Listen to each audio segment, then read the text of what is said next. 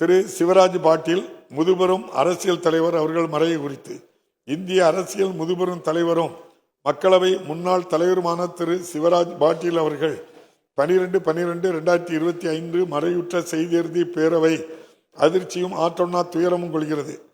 50 ஆண்டுகள் தம்மை பொது வாழ்விற்கு அர்ப்பணித்து அனுபவமிக்க அரசியல் தலைவராக திகழ்ந்த திரு சிவராஜ் பாட்டீல் அவர்கள் 7 முறை மக்களவை உறுப்பினராக சிறப்புற பணியாற்றியவர்.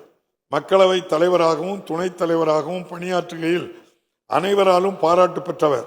பஞ்சாப் மற்றும் ராஜஸ்தான் மாநிலங்களின் ஆளுநர், ஒன்றிய அமைச்சர், மாநிலங்களவை உறுப்பினர், மகாராஷ்டிரா சட்டமன்ற பேரவை தலைவர் மற்றும் துணைத் தலைவர் உள்ளிட்ட பல்வேறு உயரிய பொறுப்புகளில் திறம்பட பணியாற்றியவர்.